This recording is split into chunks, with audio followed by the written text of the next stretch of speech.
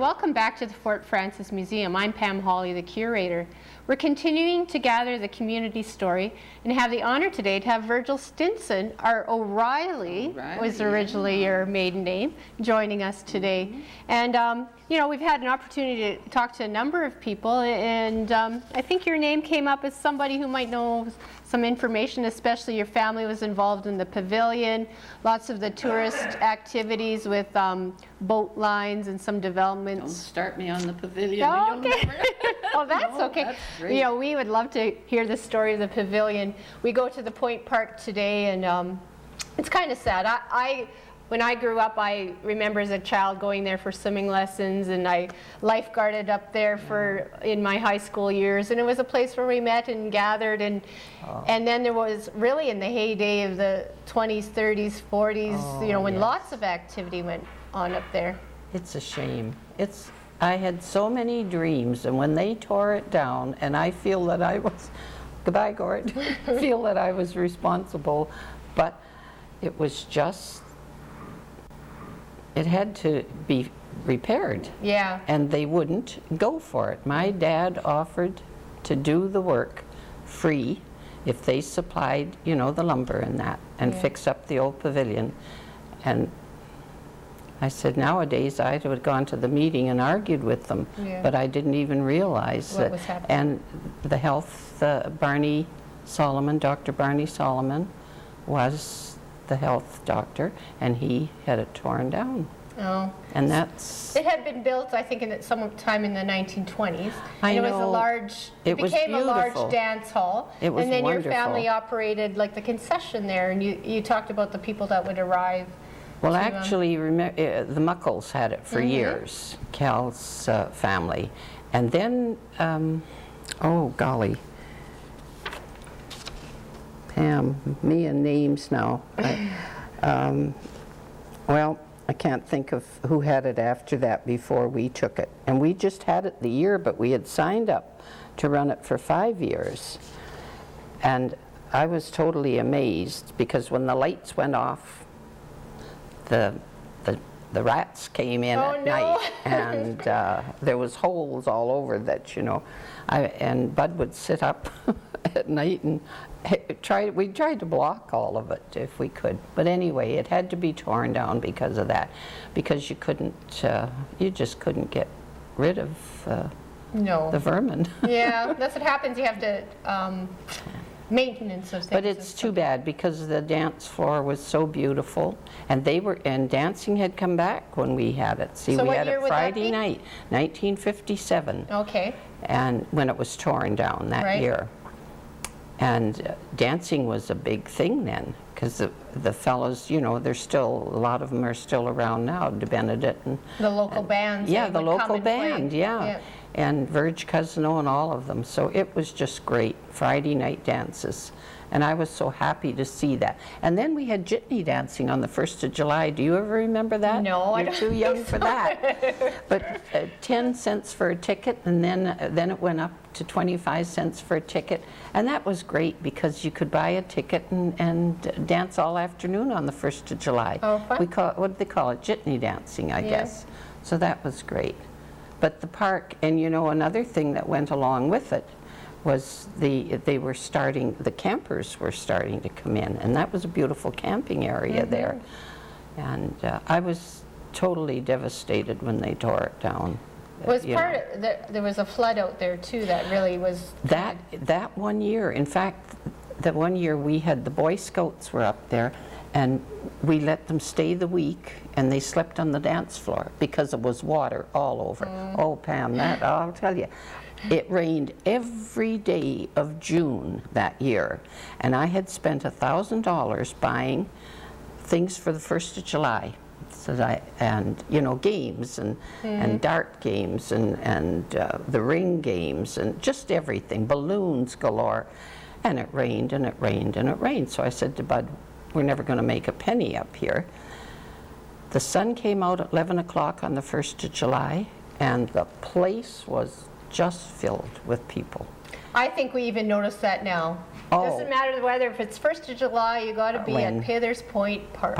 And it was just wonderful. The games went big, the bingo went big, and we got rid of all. We just made the most we had made the rest of the summer in one day. It was just great. So a lot of wonderful memories of the Point Park. Yeah. You're talking, the Boy Scouts sleeping there, but you said that visitors would come and then we have, in fact, I wished I could find out, maybe through the computers and all that nowadays, there were 3 boys that were here on vacation. Terry remembers their name. All I remember is Frank could play the piano beautifully. And they lost their money. Somebody got into their car and stole their wallets. So they had no money, so we kept them for the week that they had left. And they were 3 of the greatest fellows. They were from Cincinnati. I just wished I could locate them now. I was looking at a picture of them the other day, and I just have the one picture of them and Bud, and Barry Cox is on the picture, and Terry and Lee.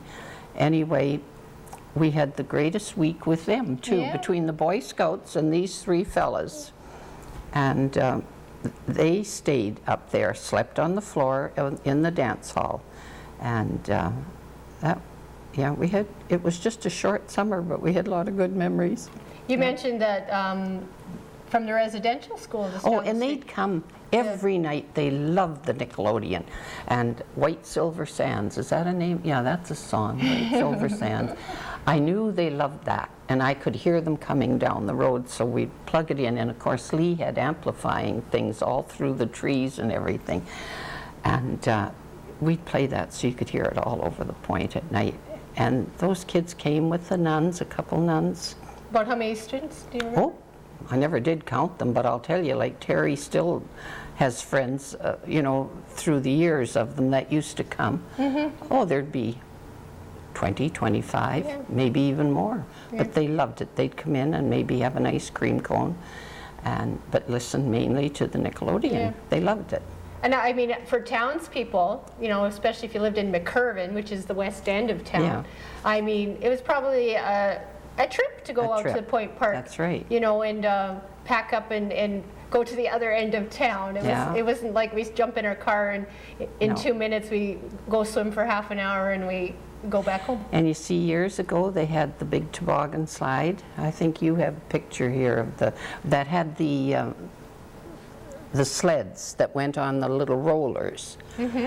And that was fun. I remember, I never had 75 cents to buy. It was 75 cents for an hour. But we still managed to sneak a few rides. Somebody would take pity on us. And where was that located? And that was between where we put our suits on, the bathing suit and the pavilion. All right. Oh, I'm sure I saw a picture. Of it. Because everybody that sees it nowadays said, well, what slide was that? They don't remember it. But somewhere around, maybe even here, there's still one toboggan left that I think... not here, but not here. If anybody has it out there. So was that the town then that had that structure? Well, it had to be, yeah. And it was great, because when it hit the water, it would skip it would skip. Well, it's funny because sort of down the road, Idlewild Drive was sort of cottages, and I remember reading in the paper, and it was the Gledhills making their announcement that, I think it was May or something, May long weekend, that now they were going to be putting up residents at their summer home, which was Idlewild Drive, and would no longer be entertaining visitors in town. So it sounded like a big expedition to move out to Idlewild Drive. I think they had actually lived in the Rainy Lake Hotel, I seem to recall, and to move their household out there, and then that's where they could be found. It was really, it was really something, those homes. Yeah, and then our golf club was right there, right about where the hotel is now.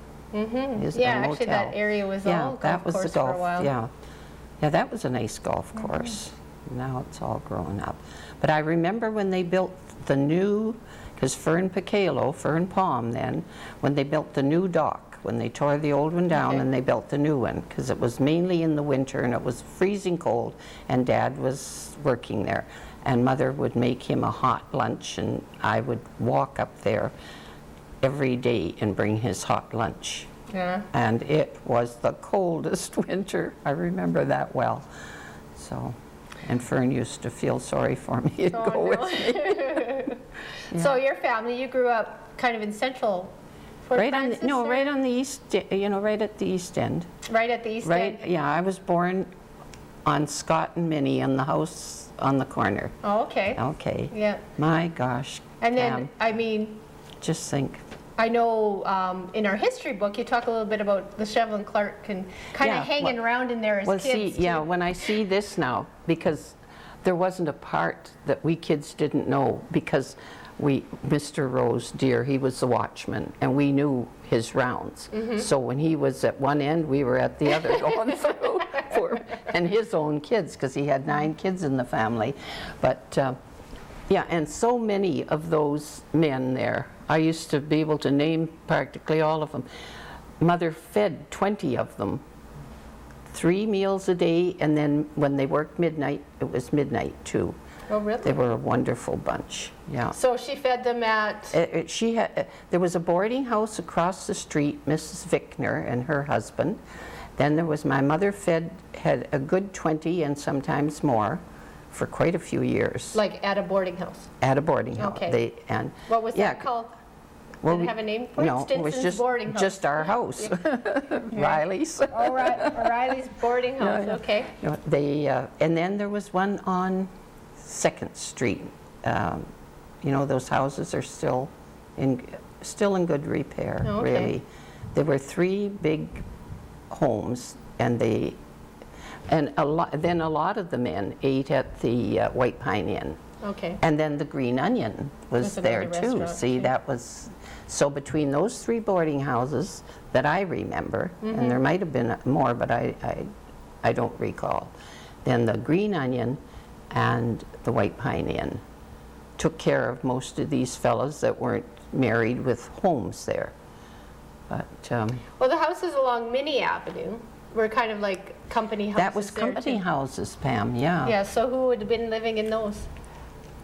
Most of them, the people, in fact, I could name everyone. Mr. Carlson had the biggest home there, and he was one of the big bosses. Oh, so it's more like for the foreman and the supervisor type people? Yeah. And I know there were some big homes that were built on 1st Street, kind of almost central down from the old high school, that the superintendent had one of the big houses there. Malone's, like Malone's, like Gordy lived next door to Malone's, yes. Yeah. In fact, he's on the picture, I think, Mr. Malone. But yes, that's right. And then Henry Nelson, he was too. He lived right across the street from us on Scott Street and Minnie Avenue. So most of that probably east end of the district or Fort Frances was probably men working for the Shevlin Clark Because company. actually Shevlin Clark, I think, if I'm not mistaken, was the largest lumber mill in Canada. Oh, really? At that time. Okay, yeah. Quite a claim. Somewhere I have that written. Yeah, you can really see how the town changed too. I always point out to people about how we sort of have older homes that go to probably Frenette Avenue. And then we have a whole block of homes like 1950s, 60s, 70s, and then we start again with older homes on after Shevlin Avenue, because that whole block, that whole area, all the way to Railroad Tracks was a lumber yard. See, that's where I went to school. We went through the lumber yard, and oh my goodness, there's so much history. The East End, if you lived in the East End, you couldn't possibly ever forget. There was so much. And then, like, when I see this picture of the little red shack, that's where the hoses were kept. And that whole field was the most wonderful skating rink that Shevlin Clark. No wonder we won the Allen Cup. Oh, there you go. They practiced skating. Well, they skated there. I said, and then we were talking about it.